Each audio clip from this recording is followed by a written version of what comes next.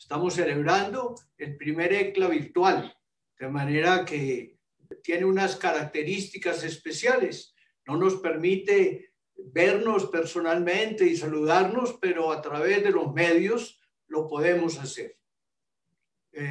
Ainda os irmãos do Brasil, un saludo muy especial. Andrés y Katia me pidieron que estuviera con ustedes en este momento de la mañana para que habláramos de los frutos del bautismo del Espíritu Santo. Cuando uno dice frutos, ante todo piensa en el mundo de la botánica, piensa en el mundo vegetal. ¿Por qué en el mundo vegetal? Porque el fruto es una parte de la naturaleza de cada árbol frutal de manera especial, que para conservar las semillas, para permitirles que maduren, para permitirles cuando los jugos azucarados que hay en cada fruta vayan alimentando esa semilla pueda convertirse en un nuevo árbol. De manera que, ante todo, cuando pensamos en las frutas, pensamos y en los frutos, pensamos en la botánica. Pensamos, y todos ustedes han disfrutado a veces de una naranja madura, de un mango, por ejemplo, de un durazno, y cómo la naturaleza va preparando el nacimiento de un nuevo árbol, rodeando a la semilla de azúcares especiales que la alimenten y le permitan después germinar, crecer y tener a su vez nuevas cosechas. Pero también empleamos la palabra fruto como el resultado de nuestros trabajos.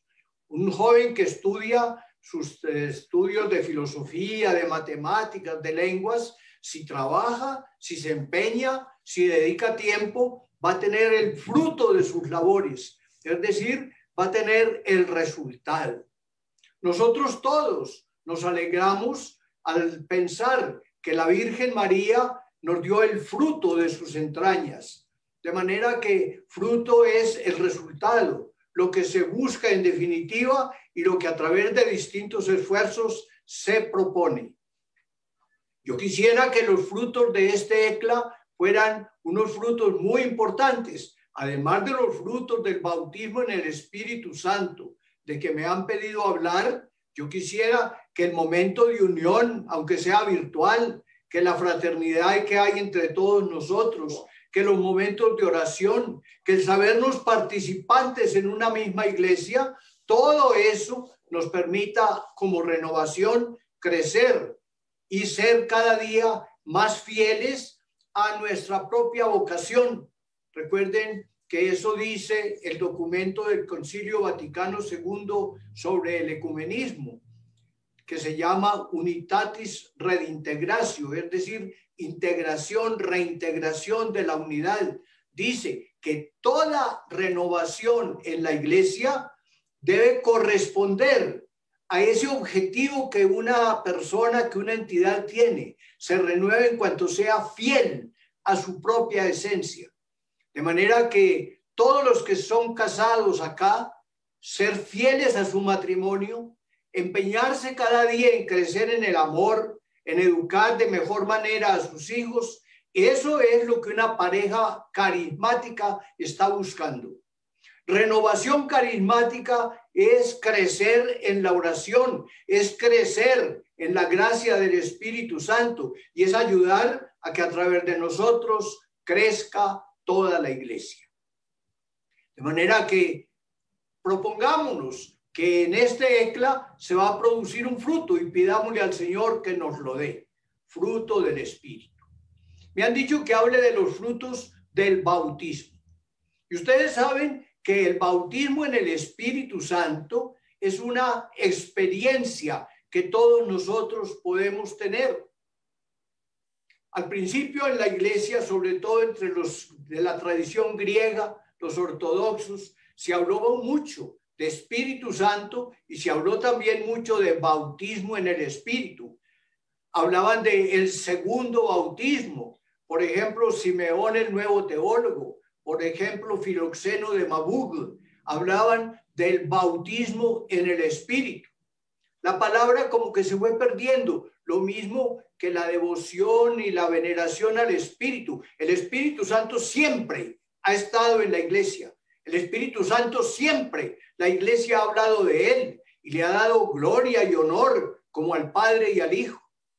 Ha creído la iglesia en su profesión de fe que ese Espíritu Santo proviene del Padre y del Hijo, y que con el Padre y el Hijo recibe una misma adoración y gloria. Ese Espíritu Santo es el que renueva todas las cosas, y durante 20 siglos, si estamos en los inicios del 21, es el que ha ido manteniendo en la iglesia la memoria viva de Jesucristo. Como dijo el Señor, Él les recordará todas las cosas. De manera que siempre el Espíritu Santo ha estado en la iglesia, pero no siempre los teólogos, los sacerdotes, los predicadores han hablado del Espíritu Santo. Yo estuve leyendo hace algún tiempo los libros escritos por los grandes predicadores franceses que fueron famosos en todo el mundo. Massillot, Bourdaloue, Montsabré, Lacordaire, Bossuet. No se encuentran sermones sobre el Espíritu Santo. A pesar de que el Espíritu Santo es el que inspira a los profetas, a pesar de que el Espíritu Santo es como el alma de la iglesia, sin embargo, no se encuentran sermones sobre el Espíritu. Fue pasando la época y hubo como una recuperación, sobre todo a finales del siglo XIX. Ahora nos mostraron la reliquia de la beata Elena Guerra, una religiosa italiana que comenzó a escribirle cartas al Papa León XIII, quien era el pontífice a finales del siglo XIX. Él murió en 1903. Joaquín Pecci llamaba, quien luego en el pontificado asumió el nombre de León XIII. Y la beata Elena Guerra le decía a León XIII, se hacen novenas a todos los santos, pero no se hacen novenas al que los hace santos. Se habla de todos en la iglesia, pero no se hace mención del que es el origen y la fuente de la sabiduría. Y León XIII se fue motivando por esas invitaciones que la religiosa de Lucca, Elena Guerra, le enviaba. Y entonces León XIII compuso unas letanías al Espíritu Santo. Y después León XIII escribió una encíclica que se llama Divinum Illud Donum, aquel don divino, aquel regalo maravilloso que nos dio Dios. Y luego León XIII, al terminar el siglo XIX y comenzar el siglo XX, pidió que en todas las iglesias católicas se hiciese una novena al Espíritu Santo de preparación a la fiesta de Pentecostés y en recuerdo de los 9 días que los apóstoles, después de la ascensión del Señor, estuvieron en el aposento alto de Jerusalén a la expectativa. Y como dice el libro de los Hechos Apostólicos, perseverando en oración y en súplica.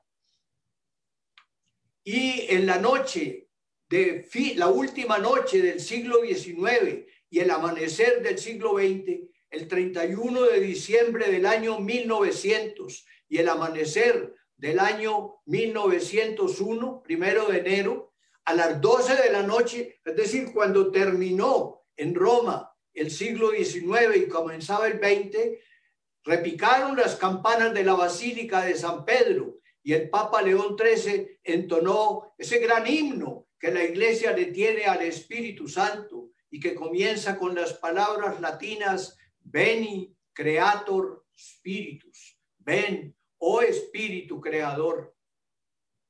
De manera que el siglo XX fue como un siglo de despertar la conciencia católica sobre el papel tan importante del Espíritu Santo.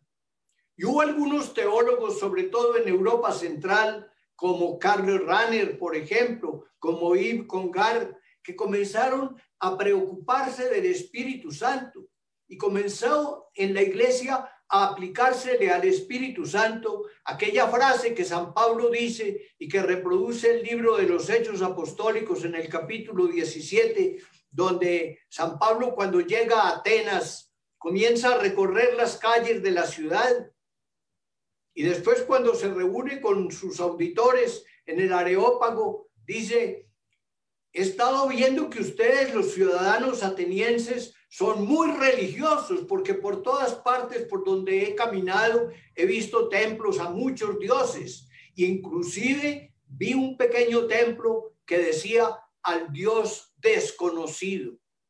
Como si los atenienses dijeran: es posible que aunque tengamos dioses tantos, el Dios de la lluvia, el Dios de los cereales, el Dios de las nubes, el Dios de los vientos, el Dios de la mar, el Dios de los abismos, aunque tengamos tantos, es posible que se nos haya escapado alguno y que no conozcamos a uno. Llamémoslo Dios desconocido.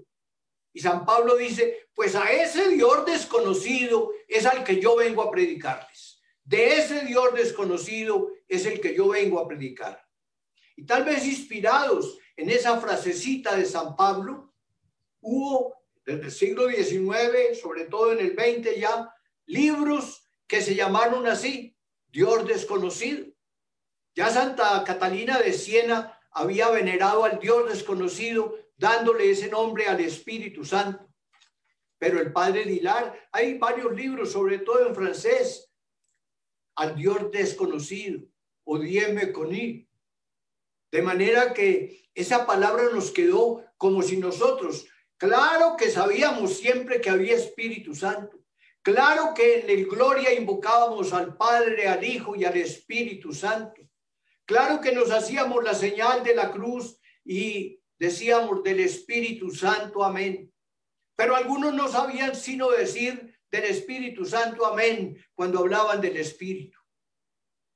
La Iglesia ha tomado conciencia de lo que es el Espíritu Santo.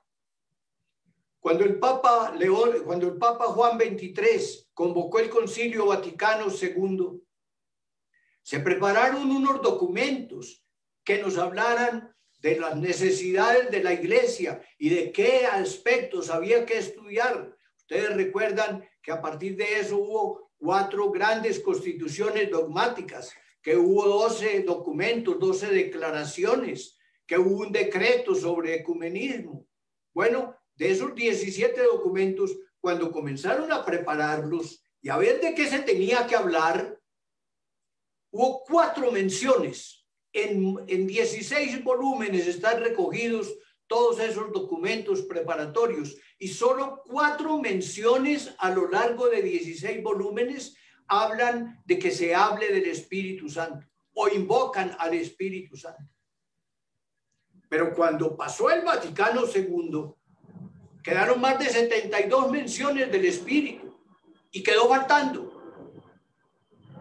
Poco después de terminado el Concilio Vaticano II, San Pablo VI escribió el documento sobre la Virgen María, Marialis Cultus, y también escribió el documento sobre la evangelización, Evangelii Nuntiandi. Y en ambos documentos dice, por ejemplo, cuando habla de la Virgen María, dice que pide a los teólogos de la Iglesia que estudien la relación misteriosa entre el Espíritu Santo y la Virgen María. Y en Evangelii Nuntiandi dice que pide a los teólogos de la Iglesia que estudien la relación que hay entre el Espíritu Santo y la evangelización. De manera que la Iglesia fue haciéndose consciente de que necesitaba estudiar y leer más al Espíritu de Dios. Y ya les hablaron, por lo que contaban ahora, que sobre todo, bueno, en Europa de una manera muy especial, pero en ambientes no católicos necesariamente, se comenzó a hablar del Espíritu Santo, y los estudiosos de los documentos de Vaticano II dijeron, puesto que la Iglesia hoy en el Concilio Vaticano nos está insistiendo en la necesidad de conocer al Espíritu y el papel fundamental que el Espíritu Santo juega en la Iglesia, estudiemos Espíritu Santo. Y no voy a entrar en el detalle de cómo inició la renovación, porque ya por lo que hicieron ahora de índice, ustedes lo estudiaron ya. Pero hemos seguido estudiando la renovación, en la renovación carismática, el papel fundamental que tiene el Espíritu de Dios. Sabemos que es el gran don de Dios, o como si quieren, como dice la carta a los Gálatas, que ustedes habrán leído ciertamente en el capítulo 3, el verso 14, cuando dice que el cumplimiento de las promesas de Abraham es la venida del Espíritu Santo. De manera que la bendición que Dios le propuso a Abraham allá en Ur de Caldea, cuando dijo que en su nombre le dijo Dios al patriarca, serían bendecidas todas las naciones de la tierra.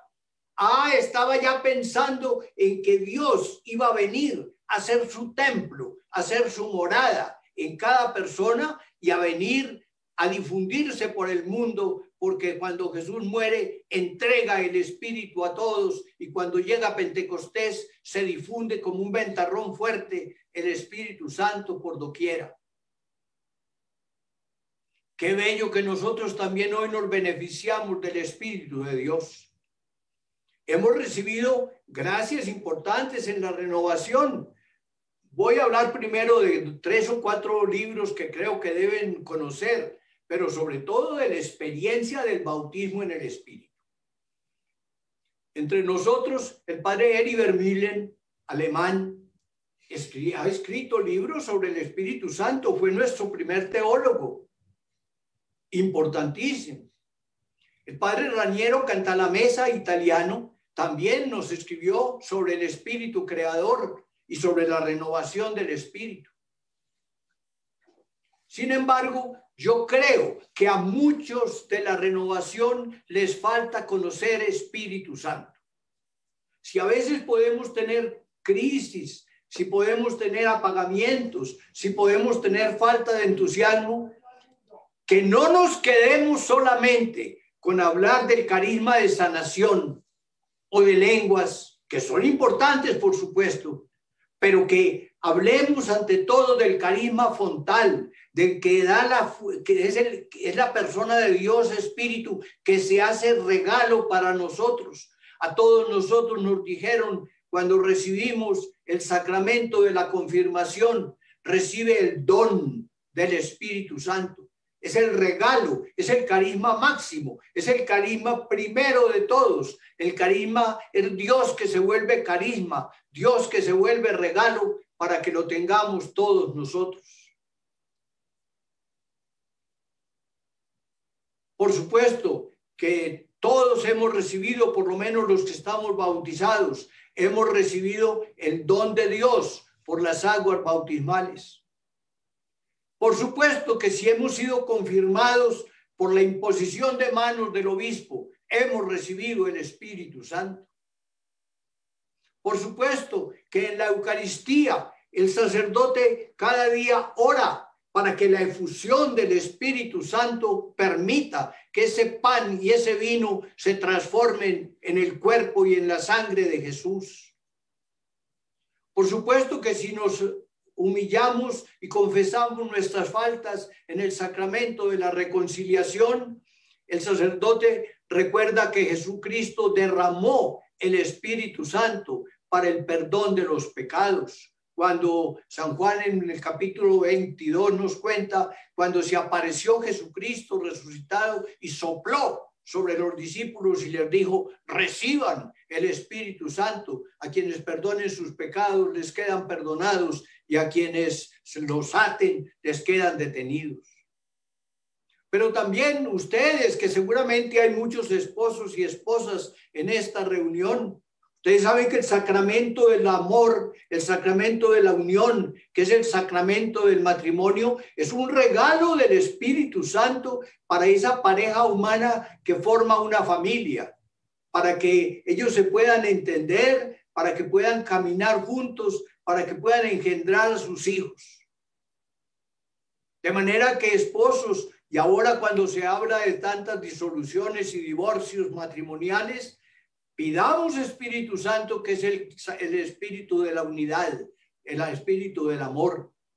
También, por supuesto, a los que sientan la vocación sacerdotal, Aquí me rodean algunos jóvenes que están estudiando sus estudios de filosofía o teología y preparándose para el sacerdocio. También ellos van a ser constituidos en pastores del pueblo de Dios. También ellos necesitan la infusión del Espíritu Santo, que es la que los asemeja a Cristo Jesús, que es sacerdote, profeta y rey.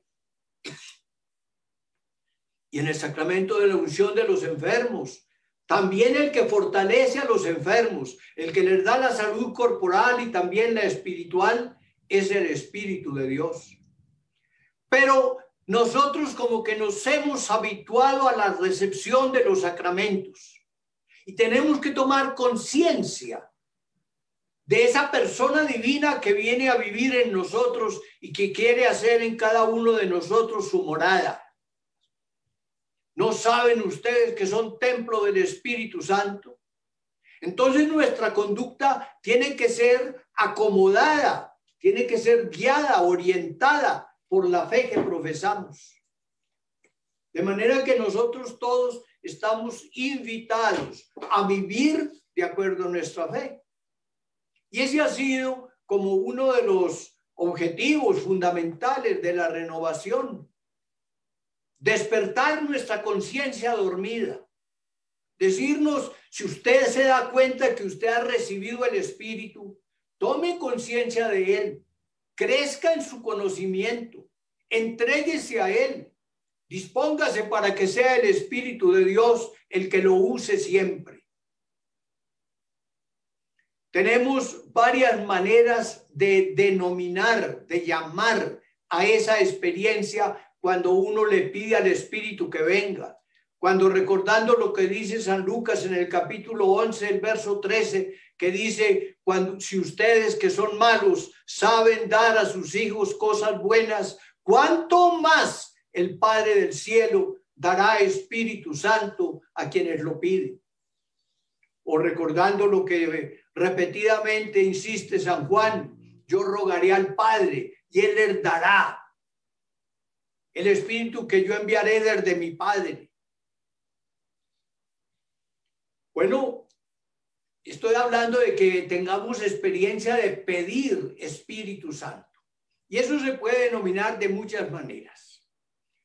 Jesucristo, eso lo dice en San Juan capítulo 3, cuando habla con Nicodemo, le dice, hay que nacer de nuevo. Hay que nacer del agua y del Espíritu. De manera que renacer, renacimiento, es abrirse a la acción del Espíritu Santo. Hay algunas sectas no católicas que se llaman los renacidos, los renacidos en ese sentido, reborn. Nosotros tenemos que nacer a una vida nueva. Tenemos que darnos cuenta cada día de que somos hijos del Padre Celestial, de que somos hermanos de Jesucristo. Recuerden, en muchas partes lo entonan, esa pequeña canción que solemos entonar, Dios es mi Padre, Cristo es mi hermano, el Espíritu Santo es mi guía, soy nueva criatura, no tengo atadura, soy de la familia celestial. De manera que llamamos renacer, San Juan capítulo 13. Capítulo 3. Pero también a ese renacer lo llamamos renovación. En los estatutos del ICRES decía la palabra bautismo en el Espíritu, renovación en el Espíritu o liberación en el Espíritu, como suelen denominarse. Esa es otra manera. Yo quiero mucho la palabra bautismo, pero quiero decirles, hay otras maneras de expresar lo mismo. Y son otras maneras que también nosotros podemos usar y podemos vivir, porque haya distintos modos de hablar, cada uno tiene un pequeño acento, y cada acento de esos es muy importante para nuestra vida espiritual. Tenemos que renovarnos. Hablamos de la renovación en el espíritu. Renovarse es sentir que uno se despoja del hombre viejo y recibe el hombre nuevo, creado en justicia y en santidad. Renovémonos. Recuerden lo que dice San Pablo en la segunda carta a los Corintios, en el capítulo 5, el verso 17. Aunque nuestro hombre exterior, se va envejeciendo, el hombre interior, no obstante, se va renovando de día en día. Renovarse de día en día. Hemos tenido reuniones en la renovación con este lema: renuévate, renovación. La renovación no se puede contentar con decir, es que ya cumplimos 50 o 53 años. Hay que decir, es que nos estamos cada día renovando. Hoy más que ayer, pero hoy menos que mañana. Todos los días tienen que marcar para la renovación un renovarse. No estar soñando únicamente en lo que fuimos. Yo vi alguna vez un automóvil de un modelo por allá de 1930 que llevaba una calcomanía que decía: yo también fui último modelo. No, no estamos soñando en lo anterior. Yo soy hoy renovado en el espíritu. Hoy me siento hombre nuevo, mujer nueva. Hoy dejo que el espíritu me renueve. Él renueva la faz de la tierra. Él renueva todas las cosas. De manera que renacer, renovarse. Tercera palabra, bautizarse. Bautismo en el espíritu. Hay unos que dicen ser bautizados por el espíritu. Otros hablan de bautismo de espíritu. Pero en el texto griego lo que se usa básicamente es bautismo en el espíritu. Como si el Espíritu Santo fuera una piscina muy grande. Como si el Espíritu Santo fuera un mar. Y yo me meto en él. Quedo rodeado por todas partes de Espíritu Santo. Él es la atmósfera en que respiro. Él es el ambiente en donde me muevo. Bautizado en Espíritu Santo. Se usa el agua porque el agua es un signo de limpieza interior. Porque cuando el sudor y el polvo me están agobiando, el agua me quita toda suciedad. Así es el Espíritu de Dios. El Espíritu Santo me fortalece, el Espíritu Santo me limpia, el Espíritu Santo me lava. Tenemos como dos baños privilegiados, el Espíritu Santo y la sangre de Cristo. A los mártires, recuerden lo que dice el Apocalipsis. ¿Quiénes son aquellos? Y hablando de unos que están vestidos de vestiduras blancas. A esos fueron los que purificaron, los que lavaron sus túnicas en la sangre del Cordero. Espíritu Santo es el que nos limpia fundamentalmente, es el que nos lava, el que nos hace aparecer nuevos. Antes creo, primero les dije renacer, después les dije renovarse, después les digo bautizarse, pero también ungirse, la unción del Espíritu Santo.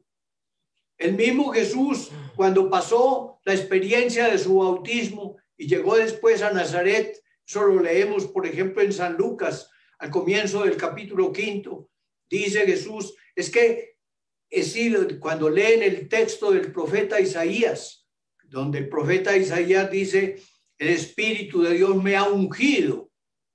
Jesús dice, ese texto se está cumpliendo hoy en mí.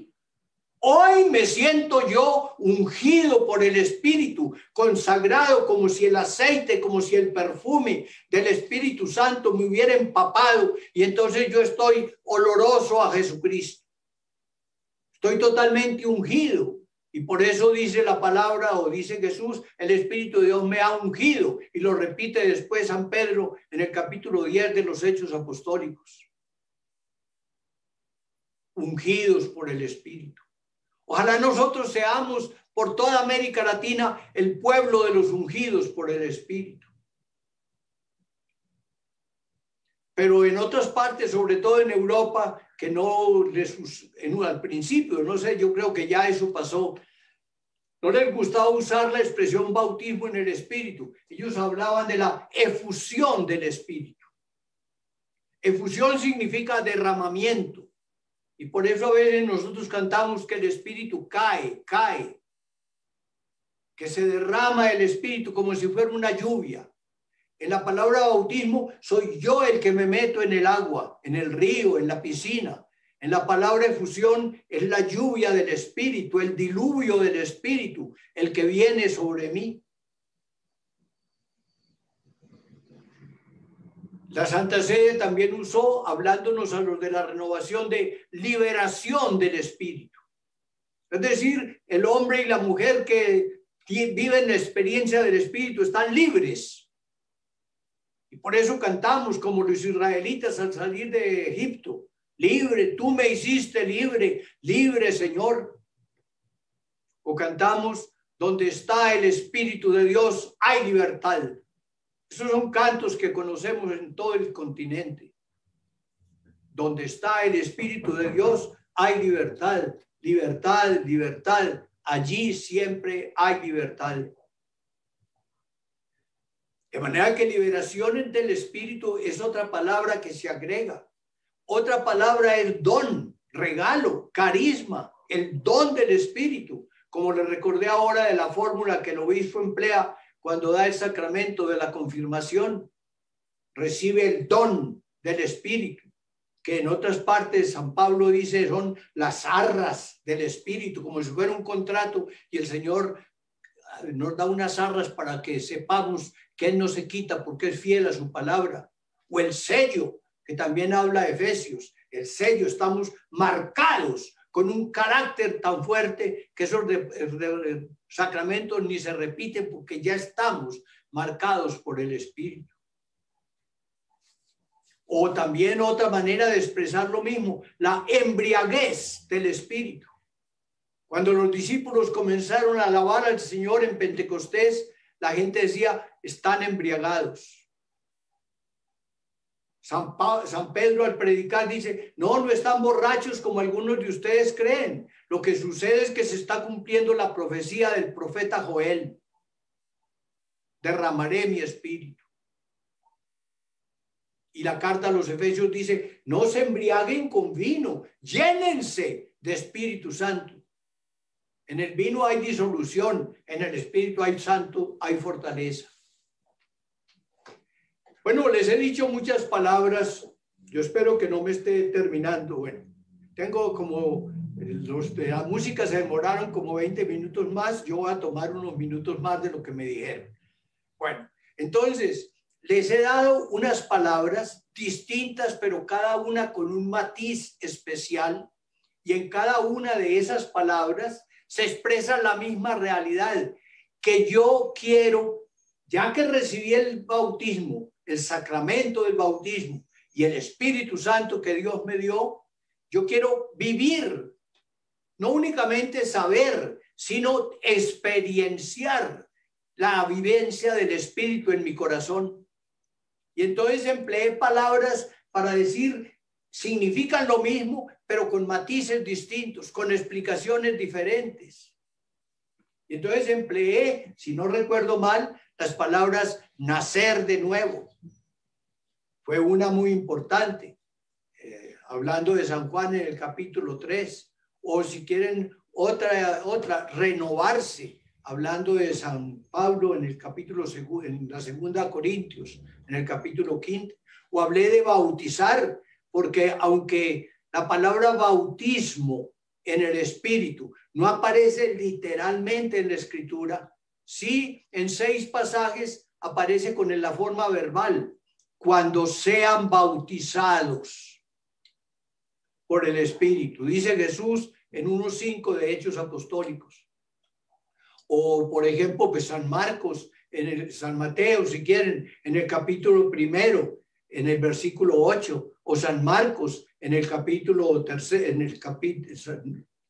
primero San Mateo en el capítulo 1, San Marcos en el capítulo 3, o después San Lucas en el capítulo 1, o San Juan en el capítulo 3, o después también Corintios y Hechos Apostólicos, hablan de ser bautizados.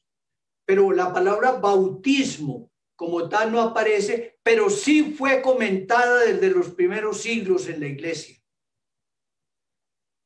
Y en autores más recientes de la Edad Media para acá, el primero de los que he encontrado es San Juan Eudes, precisamente el santo cuyo busto adorna este salón. Ese es un busto de mármol de San Juan Eudes, que vivió de 1601 a 1680.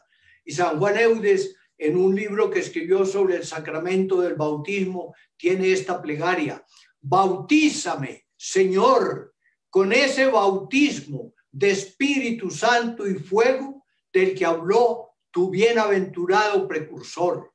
Es decir, enciende en mí las llamas de tu amor, destruye en mí el pecado y enciende en mí las llamas de tu amor. Cuando aludo a esas palabras de San Juan Eudes, que son las más antiguas dentro de la tradición europea que he encontrado hasta ahora, fueron publicadas en un libro que se editó en 1637, que se llama Vida y Reino de Jesús en las almas cristianas. Ahí aparece esta frase: bautízame, Señor, con ese bautismo de Espíritu Santo y fuego del que habló tu bienaventurado precursor. Es decir, destruye en mí el pecado y abrázame en las llamas de tu amor. Pero después de Juan Eudes, yo creo que un hombre francés que se fue a vivir a Inglaterra después y que se vinculó con el metodismo, él difundió también en Inglaterra la expresión bautismo en el Espíritu Santo, y a través de los metodistas llegó a Estados Unidos, y cuando en la noche, o más bien en el día del 1 de enero de 1901, Áñez Osnam, allá en Topeka, tuvo la experiencia del Espíritu Santo. Entonces ellos comenzaron a hablar, los pentecostales, de bautismo en el Espíritu Santo. Tal vez por eso en un principio a los católicos no les gustaba y decía que bautismo en el Espíritu podría crear una confusión con el sacramento del bautismo. Pero para nosotros no crea ninguna confusión, y ya hasta el Papa Francisco dijo que difundiéramos el bautismo en el Espíritu Santo. Y el Papa Juan Pablo II hablaba del nuevo bautismo que ustedes han recibido. De manera que ya es un vocabulario que entró en la iglesia. Ya es un vocabulario que no tiene problema. Puede que alguno que haya sido formado en otros esquemas teológicos todavía ponga objeción, pero realmente es explicando lo que queremos decir con ese término, que es como un rejuvenecimiento, como una renovación, como una toma de conciencia en la gracia del Espíritu. Empleamos eso para indicar que esa experiencia espiritual que todos nosotros vivimos, cuando nos impusieron las manos, cuando oraron por nosotros, cuando estábamos ansiosamente suplicándole al Espíritu de Dios se manifestara, esa experiencia espiritual, esa alegría, esas lágrimas, ese desvanecimiento, ese descanso en el Espíritu, lo llamamos bautismo en el Espíritu Santo. ¿Y qué ha producido? ¿Cuáles son los frutos? Porque era lo que Andrés Arango me estaba pidiendo que habláramos. ¿Cuáles son los frutos en la iglesia de ese bautismo? En primer lugar, ha habido centenares de miles de personas que han asumido esa experiencia de la renovación carismática. De manera que ha sido una gracia para todo el pueblo de Dios, porque todos somos carismáticos. No hay unos carismáticos y otros no carismáticos.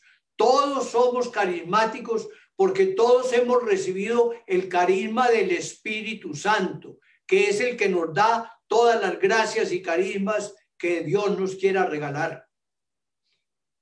Pero insistamos en la fundamental, no solo en la experiencia, sino que por invocar al Espíritu y por recibir al Espíritu, vivimos la experiencia, pero es el Espíritu el que es como la savia que a un árbol lo lleva a producir buenos frutos. De manera que producimos buenos frutos porque en la experiencia nos damos cuenta de la persona, de la realidad, de la acción del Espíritu Santo. Y entonces tratamos de decirle, Espíritu Santo, aquí estoy.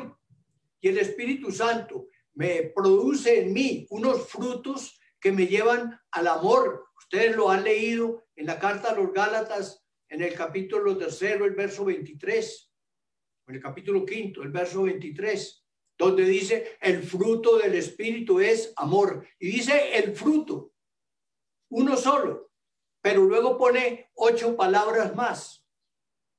Amor, gozo, paz, paciencia, bondad, benignidad. Como que los 3 primeros son mi relación con Dios. El amor que le tengo que tener a Él es el primer mandamiento. Por supuesto que luego también al prójimo, pero el amor a Dios, la alegría de saberme salvado y de ser hijo de Dios, la paz, que es la buena relación que hay entre Dios conmigo. Después, los otros 3 van como más relacionados con el prójimo, la paciencia para sufrir, la bondad, la benignidad.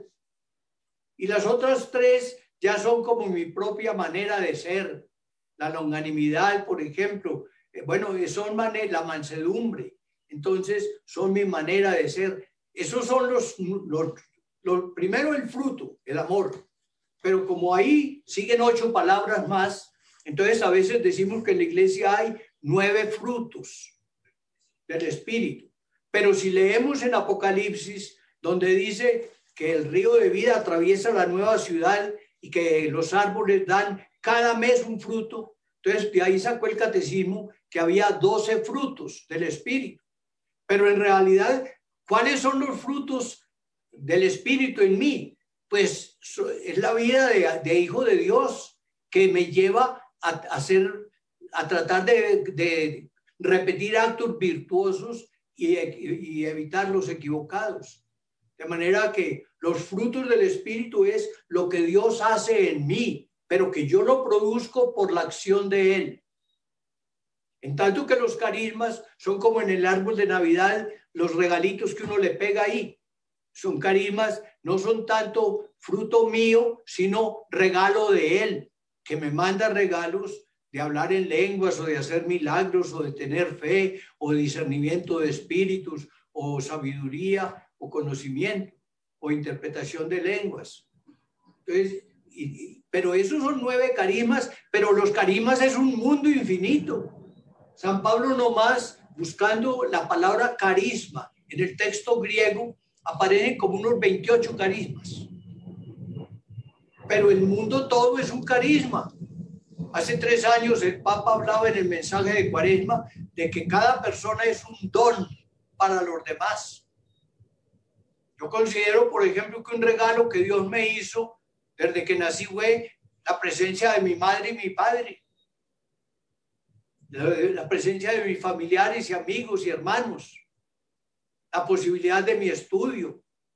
A algunos no les gusta que todo eso físico se considere como un carisma, considero como un don, considero como un regalo, pero sepa que carismas son los regalos que Dios nos hace para que los pongamos al servicio de la comunidad. De manera que lo que usted ha tenido, póngalo al servicio de su grupo de oración. Si usted sabe cantar, anime el canto, no únicamente para que le escuchemos el concierto que usted da, sino para que nos lleve a alabar al Señor con la canción. Y así cada carisma. Y entonces el que sabe enseñar, el catequista o el profeta o el maestro, y así cada uno. Y aún en las profesiones civiles, el médico y la enfermera, que ayuden a los enfermos y que oren por ellos también, pero que pongan toda su ciencia al servicio de los que están enfermos. Y el arquitecto y el ingeniero que hagan unas construcciones correctas. Y el abogado, el experto en derecho, que ayude a defender la verdad. Cada uno de nosotros recibe regalos de Dios para que no los guarde egoístamente, sino para que los dé como un árbol que se carga de frutos para que la gente los coma. O para que produciendo nuevas semillas germinen nuevos árboles. Bueno, les estoy hablando Andrés, me tienes paciencia 2 minutos y lleno mi tiempo. Entonces, les estoy hablando de los carismas del Espíritu, les estoy hablando de los frutos del Espíritu. ¿Y qué más ha producido el Espíritu Santo en el bautismo del Espíritu Santo en la iglesia? El Espíritu Santo es el que nos ayude a renovar toda la iglesia. Que todas las celebraciones sacramentales sean renovadas, que sean fiestas en el Señor, que sean presencias de Jesús sacerdote que distribuye sus regalos. Que toda la predicación de la palabra, la catequesis, los escritos, la radio, la televisión, ahora la internet, son regalos que Dios nos da para que proclamemos su nombre. Que todos los grupos de oración a los cuales asistimos, los ministerios de música, los ministerios de acogida, los ministerios de los enfermos, que todos pongamos esa gracia que Dios nos da al servicio de nuestros hermanos necesitados. Que las obras de caridad que hacemos, que la construcción de viviendas. Aquí, por ejemplo, en el Minuto de Dios, y lo escribí para el último número que va a salir de Caris. Aquí comenzó, en esta obra donde estamos, comenzó la renovación carismática en Colombia. Por eso en esta diócesis a la que pertenecemos, que es parte de Bogotá y se llama diócesis de Engativá, hicieron hace poco un congreso y dicen, esta es la cuna de la renovación en el país. Bueno, estamos para recibir los dones de Dios y repartirlos. Llámenlos carismas si quiere, que es para el servicio de los demás. Llámelo virtudes, llámelo amor, que es para que usted crezca en la vida, en el espíritu, y cada día sea un cristiano más parecido a Cristo. Recuerden que en el seminario de vida en el espíritu, inicialmente al menos, la última enseñanza del seminario, ese que el Papa Francisco nos recomienda con tanta insistencia que demos con frecuencia, la última era transformación en Cristo. Es decir, tener los sentimientos de Cristo Jesús, tener la mente de Cristo Jesús, ser como las manos de Cristo para ayudar a los enfermos, ser los labios de Cristo para llevar su palabra, ser los ojos de Cristo para ver al necesitado. Estamos invitados todos a transformarnos en Cristo para que el Espíritu Santo a través de nosotros siga llevando el mensaje de salvación por doquiera. Por supuesto que el gran fruto que esperamos es la vida eterna. Tomar del árbol de la vida era el desafío que tenían en el paraíso Adán y Eva. Tomar del árbol de la vida es el mensaje del Apocalipsis. Con frecuencia se habla del árbol de la vida, es decir, que nos alimentemos de ese fruto del Espíritu, porque ese fruto del Espíritu es el que destruye en nosotros la muerte del pecado. Ese fruto del Espíritu es el que nos da nuevas energías, nos da posibilidades de vida nueva. Ese fruto en el Espíritu es el que llevemos a la iglesia. Y por eso, porque ha habido bautismo en el Espíritu, porque ha habido reconocimiento del Espíritu, porque nos estamos dejando, hemos sido abiertos a la acción del Espíritu. Por eso han florecido grupos de oración por todas partes, por ello asambleas, por eso nuestros cantos han invadido todas las parroquias. No se trata de decir, no, ese canto es de autoría nuestra, tenemos los derechos de autor. No, que la iglesia toda cante, que la iglesia toda alabe. Se ha hablado mucho de la oración de alabanza, porque antes estábamos casi que reducidos a la oración de petición. Pero la asamblea, y acabamos de escuchar cómo hasta en portugués nos invitaron a cantar, alabaré, alabaré, alabaré a mi Señor. Eu louvaré, dicen ellos, alabaré a mi Señor.